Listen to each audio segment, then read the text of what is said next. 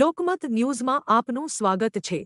વડોદરાના ગોરવા વિસ્તારમાં પીવાના શુદ્ધ પાણીની માંગને લઈને આજે ઉગ્ર વિરોધ પ્રદર્શન થયું। શિવ શક્તિ જય અંબે અને ગણેશ સોસાયટીના રહેવાસીઓ લાંબા સમયથી ગંદા અને ડ્રેનેજ મિશ્રિત પાણીથી પરેશાન છે। અનેકવાર તંત્ર સમક્ષ રજૂઆતો કરવા છતાં ફક્ત આશ્વાસનો મળ્યા હોવાનો સ્થાનિકોનો આક્ષેપ છે। રોષે ભરાયેલા રહીશોએ ભાજપના નેતાઓના ફોટા પર નળનું ગંદુ પાણી ઢોળી વિરોધ નોંધાવ્યો। મહિલાઓએ માટલા ફોડી તંત્રને જગાડવાનો પ્રયાસ કર્યો હતો। દૂષિત પાણીથી બાળકો અને વૃદ્ધોના સ્વાસ્થ્ય સામે જોખમ ઊભું થતા જો તાત્કાલિક ઉકેલ નહીં આવે તો આંદોલન વધુ ઉગ્ર બનાવવાની ચેતવણી આપવામાં આવી છે।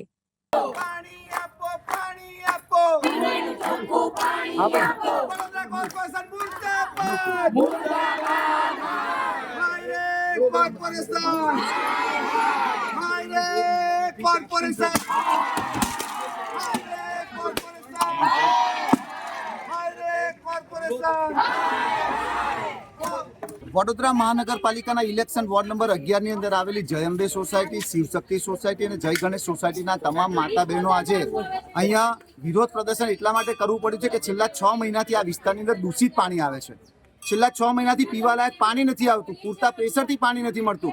એક બાજુ આપણે સ્માર્ટ સિટીની વાતો કરીએ, 24/7 ના પાણીની વાતો કરીએ અને 1 કલાક પીવાનું પાણી નથી મળતું, ત્યારે આજે ભગવાનને જો પણ અભિષેક કરાવવો હોય તો ચોખ્ખા પાણીથી કરી શકાય, પણ ચોખ્ખું પાણી નથી એટલે ગંદા પાણીથી આજે આ રાજનેતાઓ, એના ધારાસભ્ય શ્રી કેયુર રોકડિયા અને અહીંના ડેપ્યુટી મેયર, આ જ લોકોએ જીતાડેલા જે કોર્પોરેટર છે આજે ડેપ્યુટી મેયર બન્યા છે એવા ચિરાગભાઈ બારોટની પર ગંદા પાણીનો અભિષેક કર્યો છે। અને જો આગામી દિવસોની અંદર હજુ પાણીની સમસ્યાનો નિકાલ નહીં આવે તો આ જ માતા બહેનો અહીંના કમિશનર સાહેબને પણ ગંદા પાણીના અભિષેકથી નવડાવશે। વિસ્તાર છે સમસ્યા અમારે ગંદા પાણીની તો છેલ્લા 6 મહિનાથી છે, ગટરની તો છેલ્લા 10 વર્ષથી છે એવું કહીએ તો પણ ચાલે। ગટરની સુવિધા અમને જ્યારથી આવસોમાં રહ્યા ત્યાંથી અમને મળી જ નથી અને એક રોડની તકલીફ છે અમને। અમે ગંદા પાણી કોર્પોરેટર ને એમએલએ ઉપર અભિષેક કરીને કર્યો છે અને માટલા ફોડ્યા છે। વોટ કોઈને આપવા જ નથી, અધર કોઈને બી નથી આપવા, ભાજપ કોંગ્રેસ તો નહીં પણ અધર કોઈને બી નથી આપવા, વોટ જ નથી આપવા, મારીને બગાડીશું એમને। ઓકે, એટલે માટલા ફોડીને આજે વિરોધ કર્યો છે? હા, માટલા ફોડીને વિરોધ કર્યો છે।